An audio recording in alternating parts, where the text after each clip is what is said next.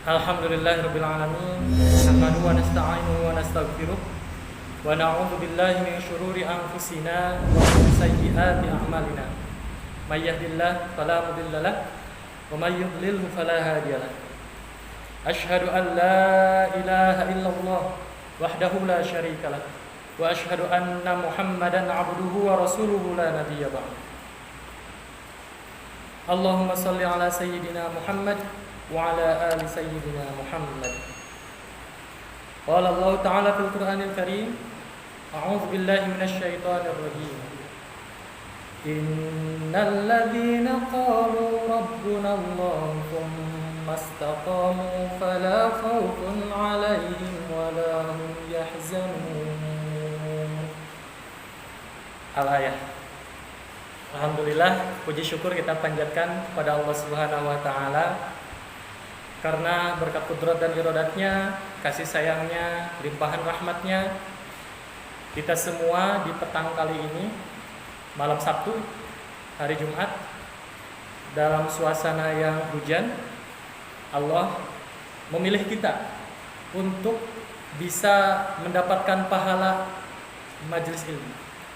Betapa tidak, banyak orang-orang yang di luar sana yang mungkin ingin mendapatkan pahala majelis ilmu, tetapi Allah tidak menakdirkan.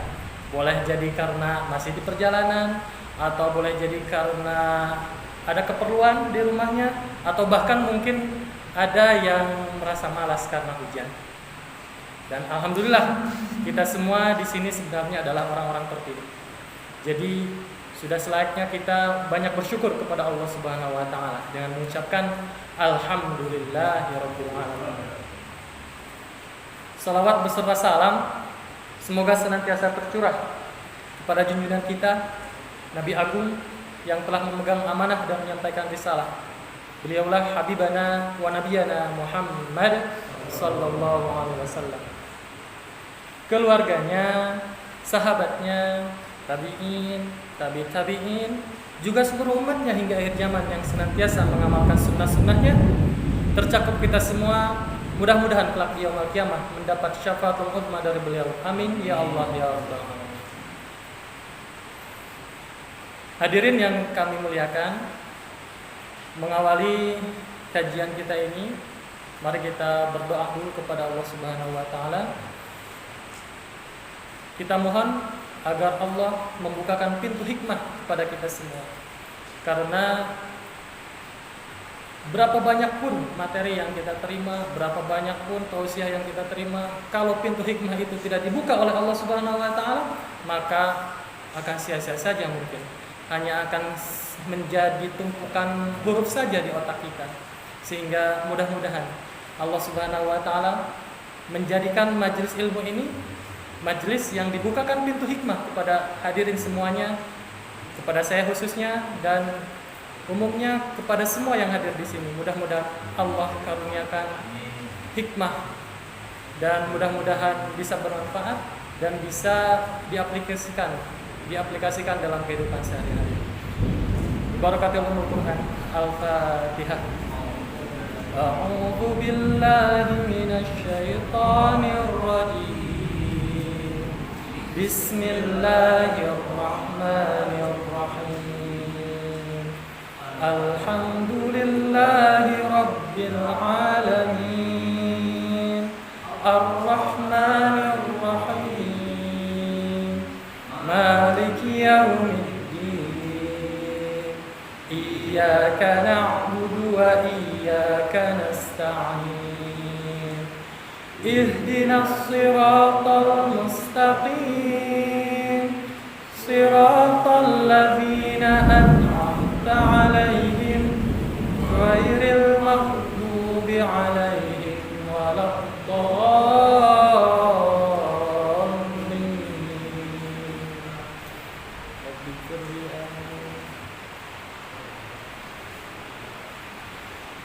Hadirin yang kami muliakan, dalam kehidupan kita tentu kita pernah timbul rasa cemas, rasa resah, rasa gelisah dalam diri kita. ada kekhawatiran dalam diri kita. Khawatir atau rasa cemas itu bisa saja timbul terjadi karena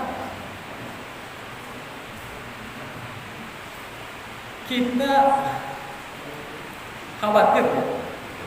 Boleh jadi karena nanti kita takut apa yang kita harapkan itu, apa yang akan terjadi yang akan datang itu tidak sesuai dengan apa yang kita harapkan, sehingga muncullah rasa cemas di dalam diri kita, muncullah rasa gelisah di dalam diri kita. Contoh, kita ini usia sudah menginjak kepala 6 misalnya. Ya, misal ada ya, udah mulai menginjak masa pensiun, sudah tidak produktif lagi, sehingga ada beberapa yang merasa gelisah, resah.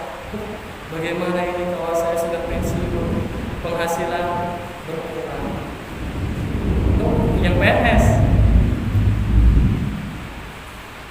yang pegawai swasta pun sama.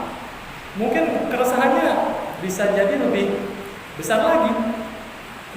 Bagaimana ini kalau saya sudah beranjak lanjut, usia lanjut, mungkin perusahaan sudah tidak membutuhkan saya lagi. Terus bagaimana ini saya? Ada rasa resah, ada rasa gelisah. Kemudian ketika misalkan ada seorang pemuda yang belum menikah, ada beberapa yang timbul rasa cemas, gelisah. Aduh, bagaimana ini? Saya sudah usia begini, belum menikah juga. Aduh, bagaimana ini? Saya kalau menikah nanti, apakah bisa membiayainya? Timbul rasa cemas, rasa gelisah. Nah, ternyata ada obat yang resepnya itu diberikan tidak oleh dokter, tidak oleh yang lainnya, kecuali oleh Allah Subhanahu wa Ta'ala. Allah Subhanahu wa Ta'ala memberikan resep. Resepnya adalah Al-Quran surat Al-Ahqaf ayat 13 yang tadi saya bacakan. Saya bacakan ulang. A'udzu billahi minasy syaithanir rajim. Bismillahirrahmanirrahim. Innal ladzina qalu rabbuna Allah tsumma istaqamu fala khaufun 'alaihim wa la hum yahzanun. Artinya, sesungguhnya orang-orang yang berkata Tuhan kami adalah Allah, kemudian mereka tetap istiqomah, tidak ada rasa khawatir pada mereka, dan mereka tidak pula bersedih. Jadi di dalam ayat ini kuncinya adalah kita mengakui bahwa Allah adalah satu-satunya Tuhan. La ilaha illallah. Tidak ada Tuhan yang berhak disembah, tidak ada Tuhan yang berhak diibadahi kecuali Allah Subhanahu wa Ta'ala. Kuncinya adalah kita meyakini bahwa Allah adalah Tuhan kita. Artinya adalah semakin kita beriman, kita meyakini bahwa Allah Subhanahu wa Ta'ala adalah Tuhan kita, maka rasa cemas tersebut harusnya tidak akan ada.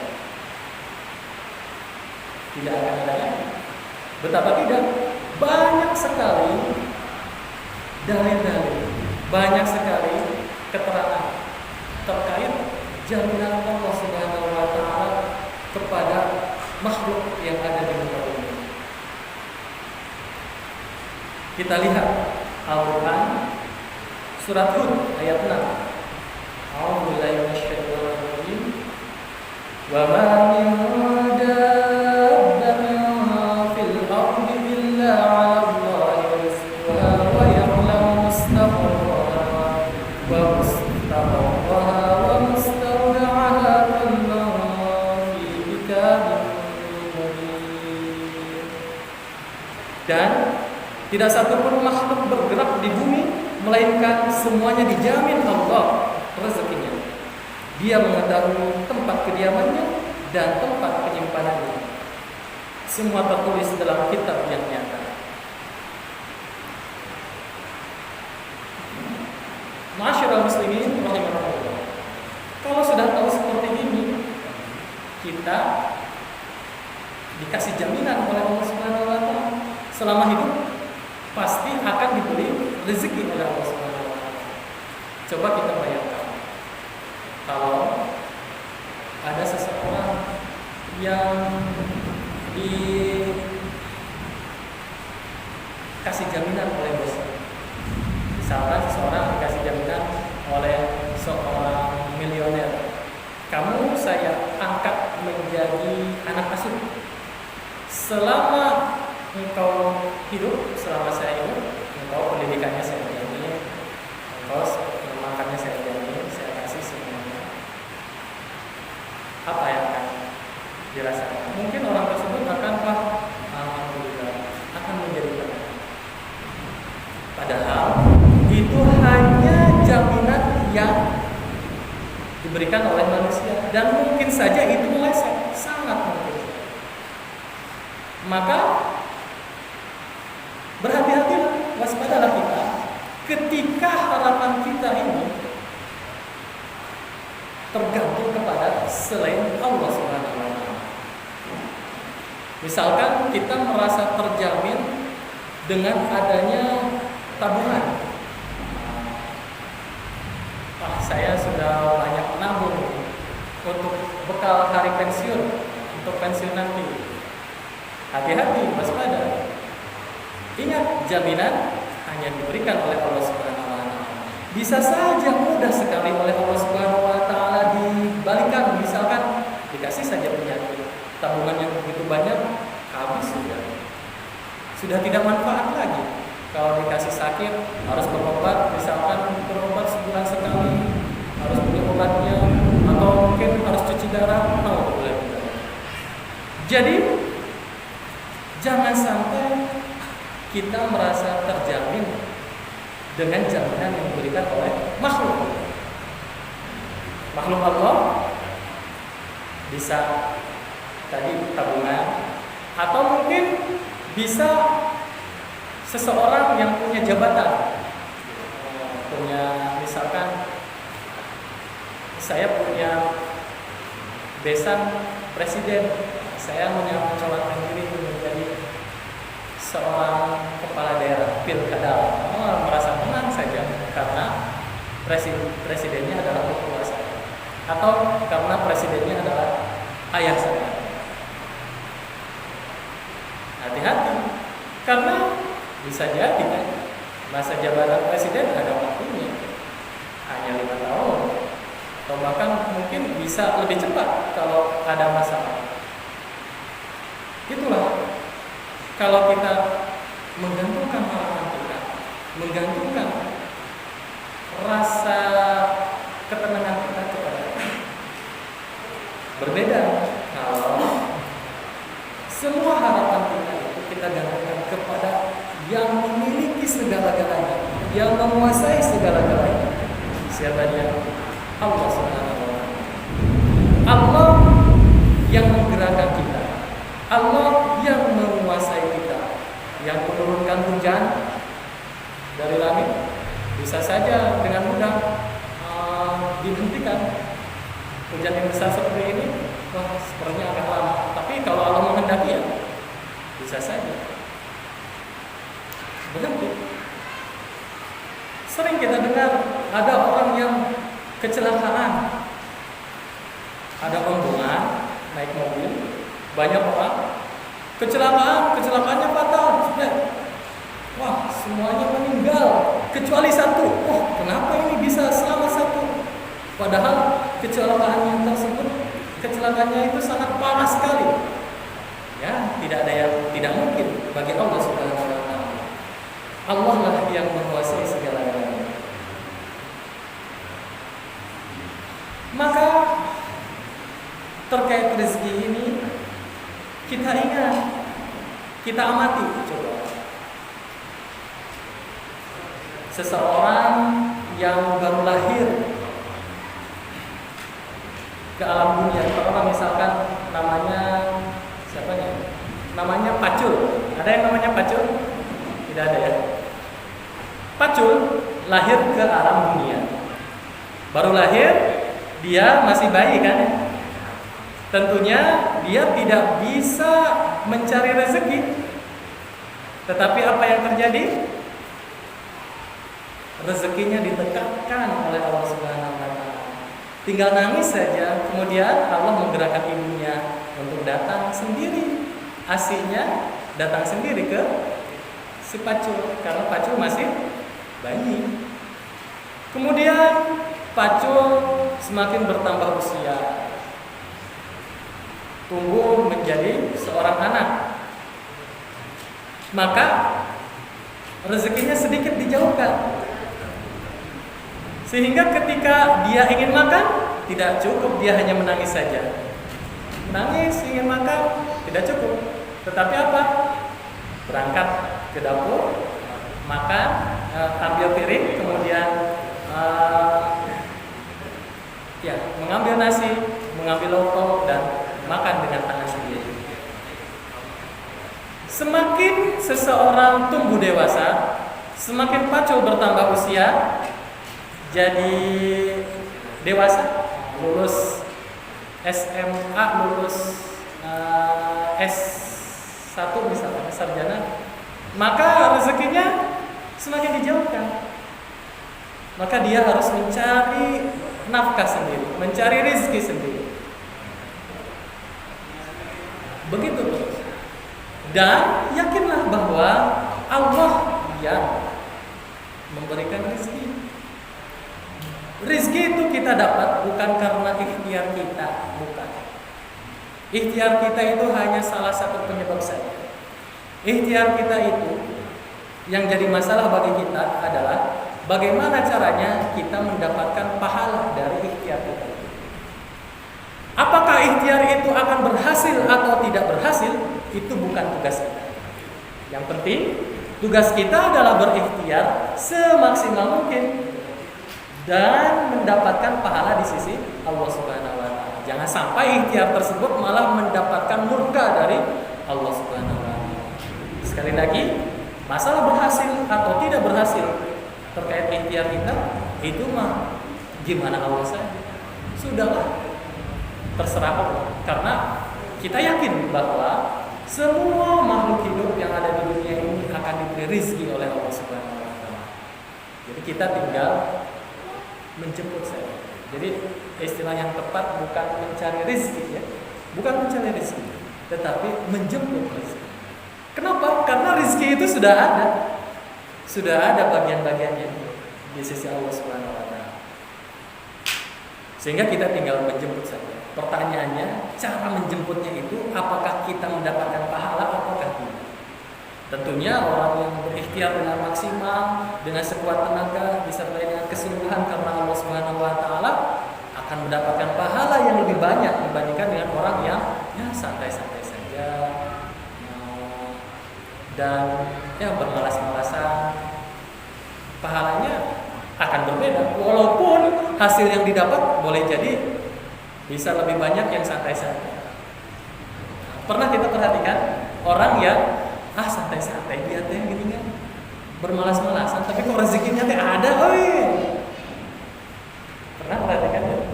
Pernah juga kita perhatikan ya?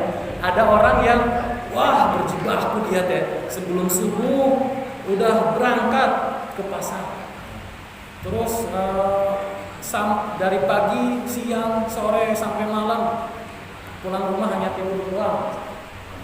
Tapi sepertinya rezekinya begitu-begitu saja. Pernah? Ya pernah lihat saja. Ya, kenapa begitu? Karena masing-masing orang sudah ada bagian. Sudahlah, kita mah tidak usah cemburu kepada orang lain.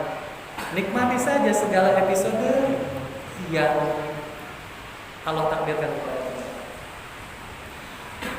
Karena ingat, Allah Subhanahu wa taala berfirman di dalam Al-Qur'an surat Fatir ayat 2 yang artinya kurang lebih, apa saja di antara rahmat Allah yang dianugerahkan kepada manusia, maka tidak ada yang dapat menahannya, dan apa saja yang ditahannya, maka tidak ada yang sanggup untuk melepaskannya setelah itu. Dan dialah yang Maha Perkasa, Maha Bijaksana. Jadi kalau Allah sudah menentukan ini sudah bagian rezeki seseorang, ya sudah, tidak akan ada orang yang mampu untuk mencegahnya. Bahkan kalau pun semua makhluk yang ada di alam semesta ini mencoba untuk menahan-nahan terhadap rezeki seseorang, kalau Allah sudah tetapkan itu bagiannya, ya tetap akan diterima. Begitu pun sebaliknya. Walaupun semua makhluk yang ada di dunia ini mencoba untuk melepaskan apa yang ditahan oleh Allah, kalau Allah masih menahannya, tetap saja akan tertahan. Itu adalah janji Allah. Sehingga kita harus yakin bahwa ada rukun iman yang harus kita imani, yaitu iman kepada takdir. Rukun iman yang ke-6, iman kepada takdir. Ada takdir baik, ada takdir buruk. Semuanya sudah ditentukan oleh Allah Subhanahu wa taala. Sudah ada takdir. Tapi ingat, jangan sampai kita memposisikan diri sebagai Tuhan. Jangan memposisikan diri sebagai Tuhan. Mentang-mentang saya yakin akan adanya takdir, di mana Allah saja sudahlah, saya tidak melakukan apa-apa. Jangan seperti itu. Kenapa? Karena yang kita tahu itu adalah takdir. Itu adalah perkara yang sudah terjadi. Perkara semua yang sudah terjadi baru kita tahu, oh itu adalah takdir dari Allah Subhanahu wa taala. Tetapi yang belum terjadi itu bagi kita belum menjadi takdir. Jangan memposisikan diri sebagai Tuhan. Sok tahu saya sudah ditakdirkan sebagai orang miskin, sudahlah saya nikmati kemiskinan saya ini. Jadi tidak bekerja, malas-malasan, tidak seperti itu. Hadirin yang kami muliakan, sehingga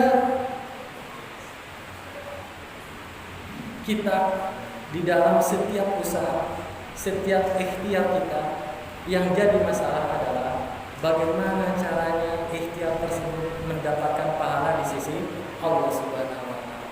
Bagaimana caranya ikhtiar tersebut dicatat sebagai amal soleh di sisi Allah Subhanahu wa taala. Bukan masalah berhasil atau tidak berhasil. Sia-sia saja kalau ikhtiar tersebut, misalkan ikhtiar mencari nafkah yang banyak sebanyak-banyaknya, berhasil mendapatkan hasil yang banyak, tetapi kita mendapatkan azab dari Allah. Kenapa? Karena melalui korupsi misalnya, atau karena melalui cara penipuan misalkan. Baik, kita kembali lagi ke kisah si Pacul tadi. Pacul sudah dewasa. Ketika dewasa, dia mencari nafkah sendiri. Jadi rezekinya dijauhkan. Kenapa dijauhkan? Agar mendapatkan pahala ikhtiar. Jadi Allah ingin si Pacul ini memperoleh pahala ikhtiar, sehingga dijauhkan. Kemudian lambat laun Pacul sudah menikah, mempunyai anak, usia semakin senja, sudah mulai lanjut usia, memasuki masa pensiun. Maka karena Pacul ini orang yang beriman, yakin terhadap adanya rezeki dari Allah Subhanahu wa taala, ya akan tenang-tenang saja. Kita lihat orang tersebut, si Pacul ini, walaupun sudah senja, ternyata ada saja rizki yang diberikan oleh Allah Subhanahu wa taala, bisa melalui anak-anaknya, bisa melalui cucunya, ya dari mana saja. Walaupun Pacul tidak mendapatkan uang pensiun misalnya, santai-santai saja. Semua sudah dijamin oleh Allah Subhanahu wa taala. Sehingga dalam menghadapi masalah hidup, kita akan menjadi tenang-tenang saja kalau meyakini ayat ini. Kita yakin bahwa semua makhluk yang ada di dunia ini dijamin rezekinya oleh Allah Subhanahu wa taala. Ma'asyiral muslimin rahimakumullah. Kemudian mungkin pernah terjadi kita merasakan mendapati sebuah masalah yang begitu berat sampai kita merasa putus asa. Ketika kondisi seperti itu, mari kita lihat Al-Quran surat Al-Insyirah ayat 6. A'udzubillahi minasyaitonir rajim. Inna ma'al usri yusra. Sesungguhnya beserta kesulitan ada kemudahan. Ingat, ini bukan ucapan saya. Ini ucapan Allah Subhanahu wa taala. Firman Allah, janji Allah bahwa beserta kesulitan ada kemudahan.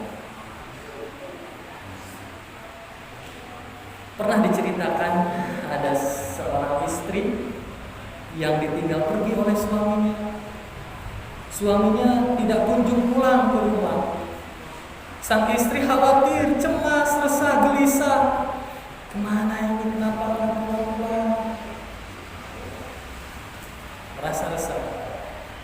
Sudah lama, akhirnya sang istri berangkat bertanya ke seorang ulama.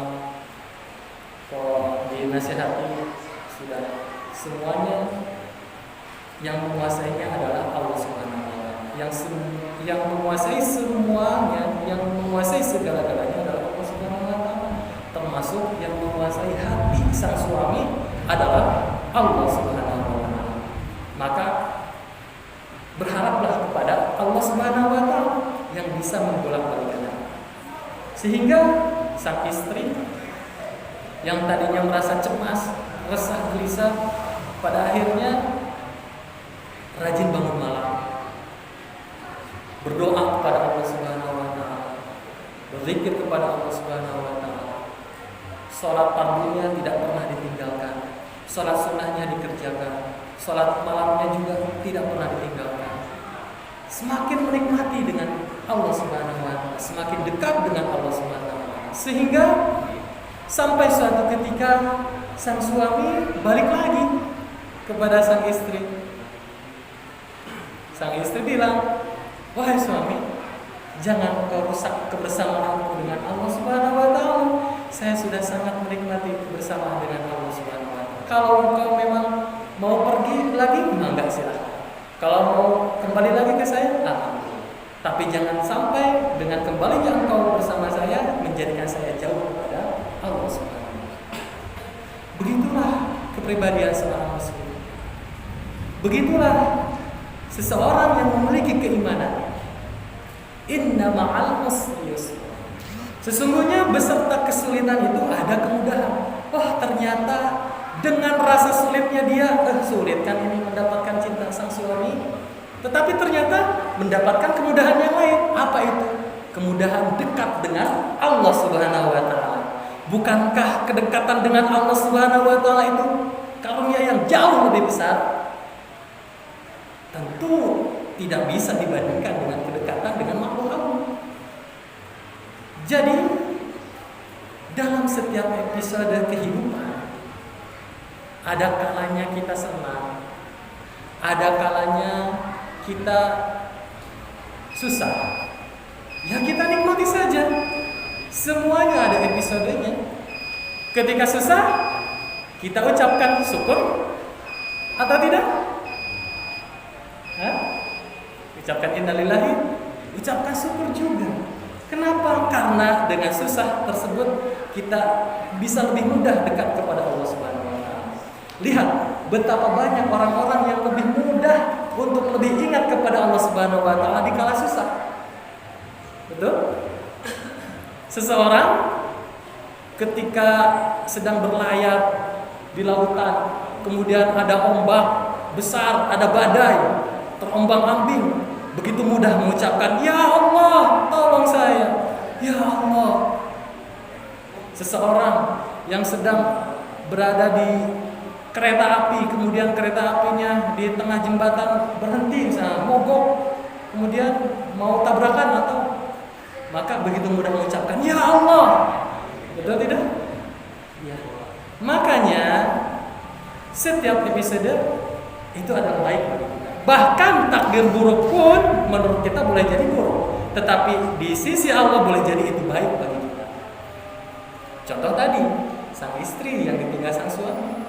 Boleh jadi awal mulanya merasa ini buruk, tapi ternyata justru itu adalah karunia yang luar biasa. Karena dengan kondisi seperti itu bisa lebih dekat lagi dengan Allah Subhanahu wa Ta'ala. Terkait pilkada, seseorang yang mengikuti pilkada itu pemilihan kepala daerah langsung, disingkat pilkada. Pilkada, seseorang mencalonkan diri jadi seorang kepala daerah. Yang jadi masalah bagi dia sebenarnya bukan menjadi pemenang atau tidak menjadi pemenang, bukan. Yang menjadi masalah adalah apakah dia mendapatkan pahala atau tidak dari mencalonkan dirinya itu. Itu saja. Kemudian terkait memakmurkan masjid, sama. Masalahnya bukan apakah saya berhasil memakmurkan masjid ataukah tidak berhasil. Kalau Allah menghendaki sebuah masjid makmur, ya akan makmur saja oleh siapapun. Tidak perlu harus sama saya saja. Oleh siapapun, kalau Allah akan menghendaki makmur, ya akan makmur. Kalau tidak makmur, ya akan tidak makmur. Jadi yang jadi masalah adalah apakah kita berusaha memakmurkan masjid ini akan mendapatkan pahala ataukah tidak. Bagaimana caranya agar mendapatkan pahala? Ya, luruskan niat. Niatkan bahwa saya ingin memakmurkan masjid karena Allah Subhanahu wa Ta'ala, bukan karena ingin dipuji, bukan karena ingin wah nih saya hebat, bukan seperti itu. Jadi tanamkan dalam diri kita bahwa kita yang butuh masjid, bukan masjid yang butuh kita, bukan. Jangan berpikir, wah ini bagaimana nih masjid ini kalau saya tinggalkan tidak akan makmur dong. Jangan pernah berpikir seperti itu. Ingat, yang memakmurkan masjid adalah Allah Subhanahu wa Ta'ala. Mudah bagi Allah Subhanahu wa Ta'ala untuk menjadikan sebuah masjid makmur. Sekali lagi, tanamkan dalam diri kita bahwa justru diri kita lah yang perlu masjid, bukan masjid yang perlu kita. Kemudian yang terakhir, kunci dari semuanya, kunci dari ketenangan hati ini, obat dari rasa cemas tanpa resep dokter ini adalah Quran surat Ar-Ra'd ayat 28. A'udzu billahi minasyaitonir rajim. Alladzina amanu wa taqma'innu qulubuhum bi dzikrillah. Ala bi dzikrillah taqma'innul qulub. Yaitu orang-orang yang beriman dan hati mereka menjadi tentram dengan mengingat Allah. Ingatlah, hanya dengan mengingat Allah hati menjadi tentram. Ingatlah, hanya dengan mengingat Allah hati menjadi tentram. Tidak cukup hanya beriman saja. Tadi orang yang beriman dan hati mereka menjadi tentram dengan mengingat Allah. Jadi selain kita iman, juga selalu zikir, ingat kepada Allah Subhanahu wa Ta'ala. Zikir, istilahnya zikir. Bagaimana cara kita berzikir kepada Allah Subhanahu wa Ta'ala? Allah Subhanahu wa Ta'ala berfirman di dalam Al-Qur'an surat Ali Imran ayat 190, A'udzu billahi minasyaitonir rajim. Inna fi khalqis samawati wal ardi wa ikhtilafil laili wan nahari laayatin li ulil albab alladzina yadhkuruna Allaha qiyaman wa qu'udan wa 'ala junubihim. Sesungguhnya dalam penciptaan langit dan bumi dan silih bergantinya malam dan siang terdapat tanda-tanda bagi orang-orang yang berakal, yaitu orang-orang yang mengingat Allah sambil berdiri atau duduk atau dalam keadaan berbaring. Jadi kapan kita mengingat Allah? Kapan kita berzikir? Setiap saat. Setiap saat kita berzikir. Sedang duduk, kita ingat Allah. Sedang berdiri, kita ingat Allah. Di rumah, ingat Allah. Di kantor, ingat Allah. Di luar kota, ingat Allah. Sehingga ketika di semua tempat kita ingat Allah, maka tidak akan pernah terjadi seseorang yang pergi ke luar kota maupun tidak ada istri. Hati-hati. Ketika seseorang ini saya sedang di toilet, tidak ada yang melihat siapapun. Hati-hati. Ingatlah Allah dalam setiap kondisi. Jadi tata cara berzikir, tata cara ingat zikir kepada Allah itu memang ada yang dicontohkan oleh Rasulullah lafaznya. Tapi sejatinya adalah yang paling penting kita menghayati. Di toilet kita berzikirnya gimana? Berzikirnya bukan berarti kita baca subhanallah di toilet, alhamdulillah, Allahu akbar, tidak seperti itu. Tapi kita ingat bahwa Allah mengawasi kita. Itu sudah berzikir. Tapi yang lebih utama lagi adalah kita mengucapkan kalimat-kalimat thayyibah yang dicontohkan oleh Rasulullah SAW. Mengucapkan subhanallah, alhamdulillah, wallahu akbar masing-masing 33 kali selepas sholat, ya. Itu pahalanya luar biasa. Kemudian mengucapkan istighfar, astagfirullahaladzim, dan lain-lain. Tetapi tidak hanya itu, tidak hanya mengejar jumlah. Jangan hanya mengejar jumlah. Subhanallah, subhanallah, subhanallah, subhanallah, subhanallah. Banyak ya, tapi tidak masuk ke hati. Jangan sampai seperti itu. Lebih baik sedikit tetapi masuk ke hati kita, disertai dengan hati. Walaupun tidak mengucapkan, tetapi hati kita terpaut kepada Allah, itu sudah termasuk zikir. Walaupun di kantor, ingat kepada Allahnya gimana? Ingat kepada Allahnya, ketika ada proyek yang tidak halal, ingat Allah mengawasi, tidak jadi. Begitupun di tempat lain, ingat semuanya Allah mengawasi. Wa huwa ma'akum aina ma kuntum wallahu bima ta'maluna basir. Dan Dia Allah bersamamu dimanapun engkau berada. Allah itu Maha mengawasi. Jadi kita membayangkan kebersamaan Allah dengan kita, jangan menyamakan dengan bersamanya kita dengan makhluk Allah. Saya dibersamai oleh Pak Jajang misalnya, berbeda posisinya.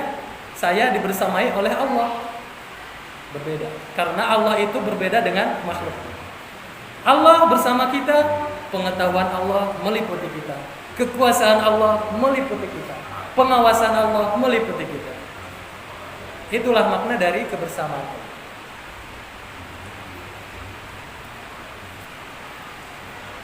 Ma'asyiral muslimin rahimakumullah.